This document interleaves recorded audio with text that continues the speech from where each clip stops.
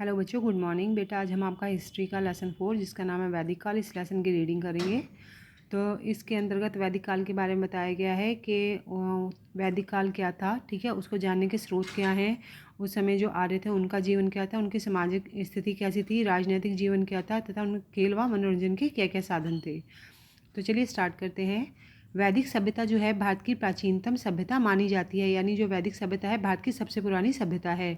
यह सभ्यता भारत के इतिहास में अपना महत्वपूर्ण स्थान रखती है तथा आर्यों द्वारा, ठीक है, आर्यों द्वारा सन 2000 ईसा पूर्व जब वह लोग मध्य एशिया से भारत आए थे तब इस सभ्यता का जो था वह विकास हुआ था। वैदिक साहित्य में हमें आर्यों के संबंध में जानकारी मिलती है। विद्वानों ने वैदिक काल को दो भागों में विभाजित किया है। पहला है पूर्व वैदिक काल, जो है इसमें ऋग्वेद की रचना हुई थी, यानी जो हमारे 4 वेद हैं ऋग्वेद, सामवेद, यजुर्वेद तथा अर्थवेद, ठीक है, यह उस काल के सबसे प्राचीनतम ग्रंथ हैं। तो जो हमारा है पूर्व वैदिक काल, इसमें ऋग्वेद की रचना की गई थी तथा इसलिए इसे ऋग्वेदिक काल भी कहते हैं। दूसरा आ जाता है हमारा उत्तर वैदिक काल, तो इसमें जो हमारे अन्य 3 ग्रंथ थे उनकी रचना की गई थी, ठीक है। तो अब देखिए आगे बताया गया है ऋग्वेदिक तथा उत्तर वैदिक काल के बारे में जानकारी दी गई है। तो वैदिक कालों को दो भागों में विभाजित किया जा सकता है। पहला था प्राचीन या ऋग्वेदिक काल एवं उत्तर वैदिक काल। तो जिस काल में ऋग्वेद लिखा गया था उसे ऋग्वेदिक काल कहते हैं तथा जिस काल में तीनों अन्य वेद लिखे गए थे उसे उत्तर वैदिक काल के नाम से जाना जाता है। उत्तर वैदिक काल ऋग्वेदिक काल की तुलना में अधिक विकसित था तथा इस अध्याय में हम उस समय के लोगों के जीवन का अध्ययन करने जा रहे हैं। अब उस लोग के जीवन को, उस समय के जो लोग थे उनका जीवन कैसा था उसको जानने के जो है इसके स्रोत क्या क्या थे वह आगे बताया गया है। तो इस काल के अध्ययन के लिए हमारी जानकारी और जो हमारा ज्ञान मुख्य रूप से किस पर निर्भर करता है, वेदों पर, यानी वेदों में ही इन सब की पूर्ण जानकारी दी गई है।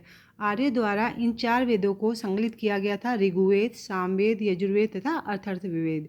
ये वेद वैदिक काल के संपूर्ण जीवन को दर्शाते हैं कि उस काल में लोगों का सामाजिक, आर्थिक, राजनैतिक, खेल, मनोरंजन आदि क्या थे, इसके अंतर्गत इनको पूरी तरह से बताया गया है।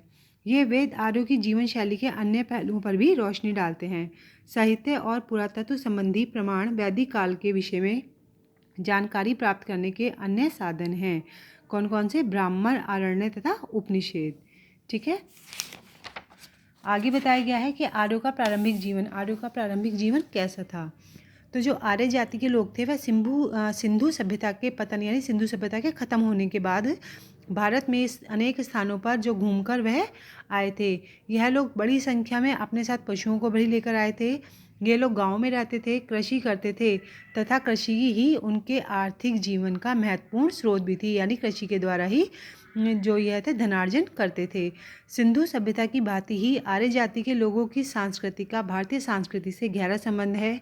यही काल जिसमें वेदों, पुराणों, उपनिषदों तथा महाकाव्यों का लेखन पूर्णतः प्रारंभ हुआ था, यानी इस काल में ही जो उपनिषद, महाकाव्य आदि लिखे गए थे इनको लिखना प्रारंभ हुआ था। वैदिक काल के अंतर्गत हुआ था तो इसे वैदिक काल कहलाता है क्योंकि इसके अंतर्गत वेदों आदि की रचना हुई थी, ठीक है। हिंदू सभ्यता में 4 वेद ऋग्वेद, सामवेद, यजुर्वेद तथा अथर्ववेद हैं।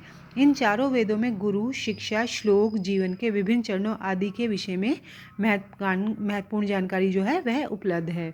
उसके बाद आ जाता है कि इनका सामाजिक जीवन कैसा था। तो ऋग्वेदिक काल में समाज मुख्यतः 4 वर्गों में विभाजित था। वो 4 वर्ग कौन कौन से थे? ब्राह्मण, क्षत्रिय, वैश्य एवं शूद्र।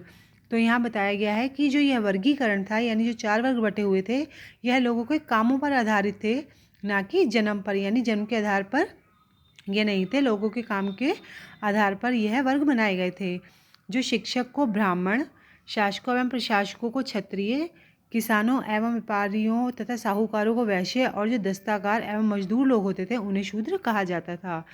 आरंभ में तो एक ही परिवार में ये सभी वर्ग के लोग हो सकते थे, परंतु जैसे समय बीतता गया बाद में जो ये व्यवसाय पैतृक होते चले गए, ठीक है, और एक व्यवसाय से जुड़े लोगों को एक ही जाति के रूप में माना जाने लगा था। उस समय समाज की आधारभूत इकाई जो होती थी वह परिवार होता था। बाल विवाह प्रथा प्रचलित नहीं थी। युवक एवं युवतियाँ जो थीं वह अपनी पसंद से विवाह कर सकते थे तथा सभी धार्मिक एवं सामाजिक अवसरों पर पति पत्नी की सहभागिनी होती थी।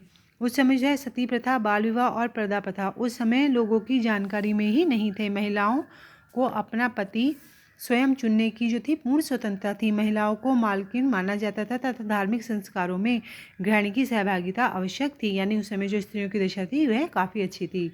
उसके बाद आ जाते हैं हमारे 4 आश्रम। तो आर्यों ने मानव जीवन की प्रत्याशित आयु 100 वर्ष मानकर उसे 4 आश्रमों में विभाजित किया था।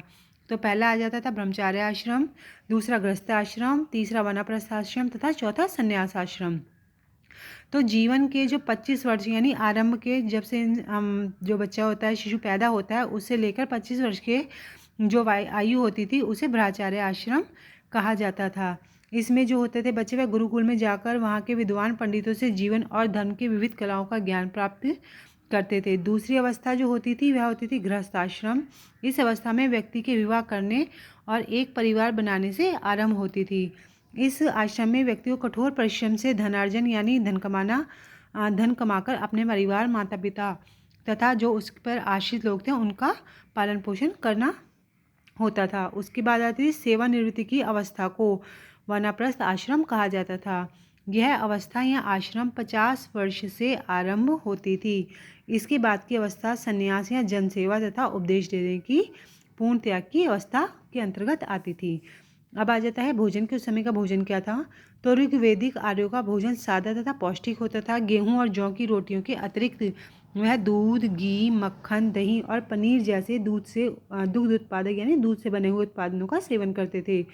वे एक मादक द्रव्य सोमरस पीने के शौकीन होते थे।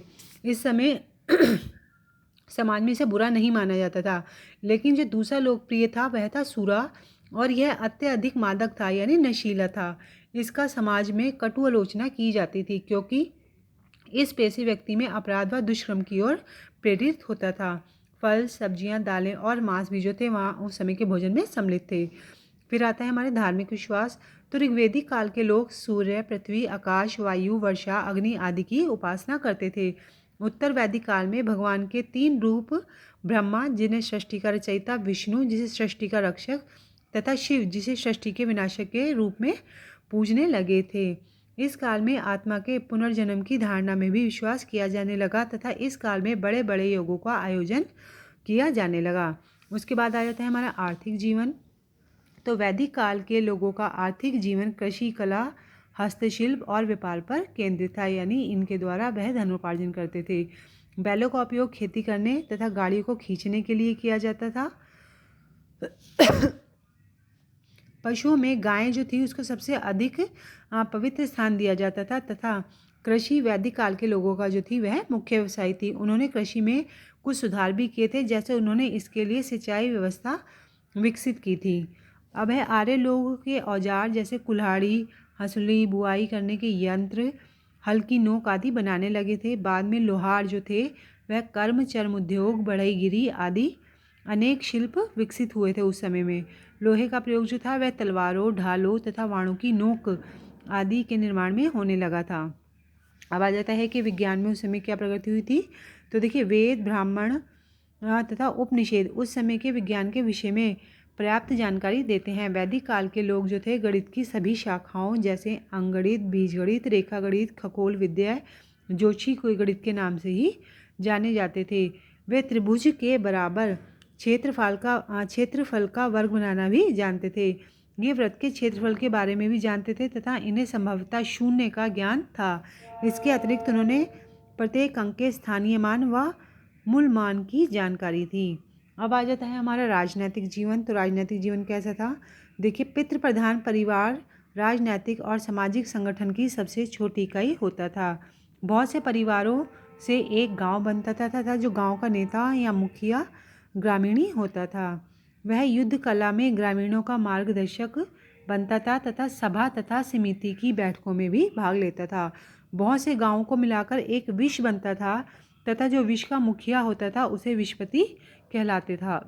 बहुत से विश राजा के अधीन एक जनजाति बनाते थे और ऋग्वैदिक काल में आर्यों ने छोटे छोटे राज्य बनाए और गैर आर्यों के विद्रोह को कुचलकर कुरु, पांचाल, कोसल, मगध, काशी तथा अंग जैसे शक्तिशाली राज्यों की स्थापना की थी। कुछ राजाओं ने विशाल राज्य क्षेत्रों को जीत लिया था व अश्वमेध यज्ञ करने लगे थे। इस तरह उन्होंने सम्राट की उपाधि भी प्राप्त कर ली थी। सम्राट का अर्थ क्या होता है? राजेश्वर या राजाओं का राजा, ठीक है। तो राजा आदिकाल के आर्य जाति का मुखिया होता था। तो उसका सबसे पहला कर्तव्य जो था वह था अपने कुल की आंतरिक एवं बाहरी खतरों से सुरक्षा करना। प्रशासन में उसकी सहायता के लिए पुरोहित यानी मुख्य पुजारी, सेनानी और ग्रामीण यानी गांव का मुखिया आदि रहते थे। वह निरंकुश शासन नहीं होता था। उसकी शक्तियां सभा और समिति लोकप्रिय सभाओं में नियंत्रित होती थीं। उसके बाद आ जाता है हमारा खेल व मनोरंजन के। उस समय खेल व मनोरंजन क्या थे? तो ऋग वैदिक काल में लोगों का जो मुख्य मनोरंजन के साधन थे वह थे घुड़सवारी, रथ दौड़, शिकार, संगीत, नृत्य आदि, यानी इनके द्वारा वह अपना मनोरंजन करते थे। जुआ खेलना भी उस समय एक मनोरंजन का साधन था, लेकिन जो जुआ खेलने की प्रवृत्ति थी उसको बुरा माना जाता था, निंदनीय यानी बुरा माना जाता था। आगे बताया गया है कि इमामा गांव पुरास्थल की खोज में एक विशिष्ट व्यक्ति की कब्र पाई गई। इमामा गांव भीमा की सहायक नदी घोड़ के किनारे एक स्थान है जहां 3600 से 2700 वर्ष पहले लोग रहते थे। यहाँ वयस्क यानी जो बुजुर्ग हो जाते थे, वयस्क लोगों की प्राय क्या होती थी? गड्ढे में, जिनकी मृत्यु हो जाती थी उन्हें गड्ढे में सीधा लिटाकर दफनाया जाता था और इनका सिर जो था उत्तर की ओर होता था। कई बार उन्हें घर के अंदर ही दफनाया जाता था तथा उनके जो उनकी कब्र होती थी जिसमें उन्हें लिटाया जाता था, उसमें ऐसे बर्तन जिसमें खाना रखा जाता है उनको भी शव के पास ही दफना दिया जाता था। इमामा गांव के पुरातात्ववेदिकों को गेहूँ, जौ, चावल, बाजरा, मटर और तिल के बीज ही मिले हैं, यानी जब वहाँ खुदाई हुई थी तो इन सब के बीज मिले हैं, जिसमें कई जानवरों की हड्डियाँ भी मिली हैं। तो संभवतः लोग इन्हें खाते होंगे, यानी चावल, बाजरा, मटर, तिल, ठीक है। और जो जानवर ये थी, इन सबको जो वहाँ के लोग थे उस समय के वह खाते थे। गाय, बैल, भैंस, बकरी, भेड़, कुत्ता, घोड़ा, गधा, सुअर, सांबर, चितकबरा, हिरण, कृष्ण, मग, खरद, नेवला, चिड़िया, घड़ियाल, कछुआ, केकड़ा और मछली की हड्डियाँ भी उस समय के जो खुदाई हुई थी उसमें मिली हैं। तो ऐसे साक्ष्य भी मिलते हैं कि वहाँ पर उस समय जो थी बेर, आंवला, जामुन, खजूर और कई तरह की रसभरियाँ भी एकत्रित उस समय में की जाती थी, यानी इनकी भी जो थी खाया जाता था, इनकी भी फसल की जाती थी, ठीक है। अब इस लेसन से बेटा जो भी आपका वर्क है वह आपको PDF से दे दिया जाएगा। बाकी आप इस लेसन की एक बार खुद रीडिंग करेंगे तो आपको और अच्छे से समझ में आ जाएगा।